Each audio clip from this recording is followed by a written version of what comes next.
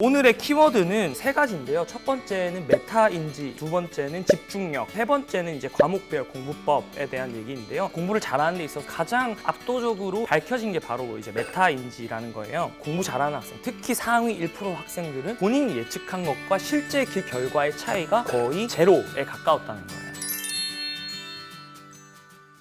그러면 이제 집중력에 대한 얘기를 두 번째로 이어가 보죠. 여러분, 집중은 하는 건가요? 되는 건가요? 예를 들어 이런 거죠. 살은 빼는 건가요? 빠지는 건가요? 저도 최근에 이제 살이 집중은 하는 게 아니라 되는 거죠. 내가 집중하고 싶다라고 해서 집중이 되던가요? 예를 들면 여러분, 코끼리 생각하지 마세요 라고 했을 때 생각하지 말아야지 한다고 생각을 안 하게 되던가요? 집중은 하는 게 아니라 되는 거죠. 집중을 되게 만들기 위한 어떤 조건을 우리가 찾아야 되는 거고, 그걸 하게끔 만들어야 되는 건데, 많은 분들이 우리 아이 집중력이 떨어져요, 애가 집중을 못해요 라고 말씀을 하시지만, 접근법을 바꿔서 아이가 집중이 안 되게 만드는 요인들이 무엇인가에 대해서 찾아서 그 원인을 포괄을 해야지만 집중이 되게 되는 거죠. 집중을 되게 만드는 가장 중요한 건 결국 공부 방해 요소를 어떻게 제거할 것이냐일 거예요. 이제 사회과학에서 그 어떤 사회적 문제를 해결하는데 세 가지 방법이 있다고 해요. 순응하거나 저항하거나 아예 도피하거나. 예를 들어서 어떤 문제에 처했을 때 그 상황을 내가 전혀 바꾸기가 어렵다면 이제 거기에 순응하는 방법도 있을 것이고, 아니면 아예 그 상황에서 탈출하는 것이 있을 것이고, 아예 그 상황 자체를 바꾸기 위해 노력하는 이 세 가지 접근이 있을 텐데요. 바로 공부 방해 요소의 이 부분을 이제 어떻게 적용시킬 거냐 얘기를 한번 드려볼게요. 서울대 학생들 100명 인터뷰했을 때 다 물어봤어요. 공부할 때 집중이 잘 됐냐. 100명 중에서 95%가 공부 방해 요소 1위로 꼽았던 게 있었는데 바로 스마트폰이었어요. 유튜브 너무 재밌고 인스타그램, 페이스북 너무 재밌어요. 친구들이랑 떠드는 거 너무 재밌는데, 그랬을 때 이 학생들이 막 대단한 의지력이 있었던 게 아니라 결국은 상황을 바꾼 거죠. 그 마시멜로우 실험 아마 다들 아실 거예요. 마시멜로우 하나를 주고 네가 10분 참으면 이제 이따가 2개를 줄게 라고 얘기하는 부분이 나오는데, 그 마시멜로우를 어떻게든 참아내서 결국은 이따가 2개를 먹는 애들, 이 셀프 컨트롤을 결국 해내는 애들의 공통점이 하나 있어요. 바로 마시멜로우라는 거에서 자기 눈을 떼요. 마시멜로우를 치워버리거나 내가 고개를 돌리거나 아예 눈을 감거나, 얘들은 의식적으로든 무의식적으로든 자기가 유혹을 이겨내는 방법을 알고 있는 거죠. 내가 마시멜로우를 계속 보면서 참아내야겠다라고 생각하는 게 아니라 애초에 내가 유혹에 들어오지 않을 상황을 만드는 거죠. 그렇기 때문에 공부 방해 요소를 있는 상태에서 뭔가 참아내려고 하는 것은 굉장히 좋지 않은 방법이고, 서울대 학생들 인터뷰했을 때 이들의 공통점이 뭐였냐면, 이들 또한 똑같이 스마트폰, TV, 컴퓨터의 유혹을 많이 받았어요. 하지만 이들이 공부하는 모습을 사진에 이렇게 담았을 때 그 사진 안에는 휴대폰, 컴퓨터, 노트북 등이 없었다라는 사실이에요. 그 유혹에 애초에 당하지 않을 상황을 만들었다라는 점이고, 아이들이 집중을 하지 못한다면 상황을 어떻게 바꿀까에 대해서 고민해 보시길 바라고, 그 상황을 바꾸는 팁에 대해서 조금 더 얘기를 드려볼게요. 많은 어머님들이 우리 아이가 30분, 1시간 이상 집중을 하지 못해요 라고 질문하시는데, 인간은 기본적으로 30분 이상 집중을 못해요. 본인이 아주 좋아하거나 아주 호기심을 가진 일이 아니라면 기본적으로 30분 이상 집중을 하기가 어렵습니다. 그럴 때 왜 우리 아이가 30분 이상 집중을 하지 못하지 라고 접근하는 게 아니라, 시간을 쪼개서 짧지만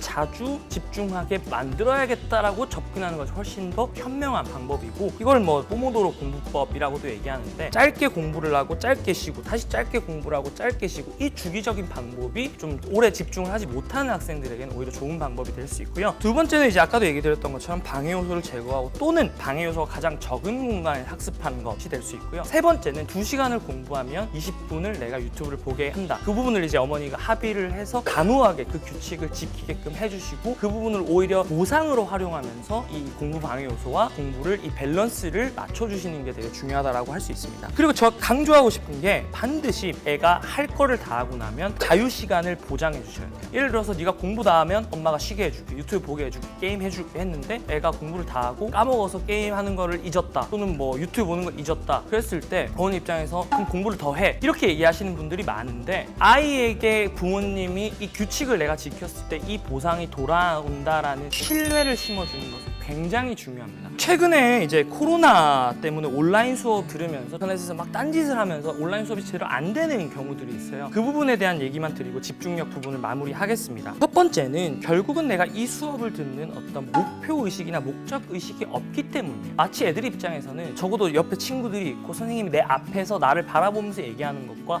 다르게 그냥 선생님 혼자 이렇게 떠들고 계시면 아이들 입장에서는 TV 보고 있는 거랑 비슷한 거거든요. 근데 이제 아이들에게 어떤 그 강의를 통해서 어떤 것을 이뤄내야 되는지 또는 어떤 것을 얻어내야 하는지에 대한 목표의식, 결과, 어떤 목적의식을 심어주는 것이 굉장히 중요하다라고 할 수 있고요. 그랬을 때 저는 첫 번째는 어머님들이 설명하는 거를 좀 이 부분에 접근시켜 보시면 어떨까 싶어요. 그래서 아이들한테 매 시간 또는 매일 수업이 끝나고 나면 오늘 들은 거를 엄마한테 설명을 해줘. 근데 그때 조금 연기를 하시는 거죠. 아, 엄마 이 부분 너무 궁금한데, 이 부분 내가 잘 모르는데 민수가 좀 알려줄 수 있을까? 아이의 자존감이나 인정받고 싶어하는 욕구를 좀 건드려 주시면서 그 부분에 대한 설명을 이렇게 끌어내시면 학습의 밀도도 높아지고 동시에 수업을 듣는 집중력을 향상시킬 수 있다는 점이고, 두 번째는 이제 그 수업을 듣는 거에 있어서도 작은 목적과 작은 보상을 설계해 보시는 게 중요해요. 수업을 잘 듣는 것 자체가 굉장히 훌륭한 학생들이 하는 행위다라는 부분에 대해서 수업을 잘 듣는 것 자체의 가치를 좀 알려주고, 동시에 수업을 잘 들으면 엄마가 네가 원하는 자유시간 또는 어떤 물질적인 보상, 외적인 보상을 줄게. 근데 그게 매번 반복되면 안 되고 간헐적으로 주어진다면 굉장히 효과를 발휘할 수 있다라고 볼 수 있고요. 세 번째는 그냥 보는 것에서 그치지 않고 결과물을 만들게끔 하는 거예요. 그 대표적인 결과물은 노트, 필기 이런 것들이 될 수 있겠죠. 아이들이 중고등학생이 하는 것처럼 필기를 하기는 어려워요. 그럴 때 아예 예를 들면 A4 한 장, 거기에 수업 내용을 필기해서 엄마와 같이 한번 되돌아보자, 또는 엄마한테 설명을 해줘 라고 해서 결과물을 만들어내는 것을 목적으로 삼는다면 아이들에게 조금 더 온라인 수업의 집중력을 향상시킬 수 있다라고 생각을 합니다. 그래서 이제 마지막 과목별 공부법인데요. 아이들이 뭔가 생각을 전환하거나 바꿔야 되는, 다른 접근을 해야 되는 부분이 있는데 거기서 막혀서 문제를 못 푸는 거거든요. 아주 수학을 잘하는 최상위권 아이들에게 무의식적으로 보이는 부분이 바로 이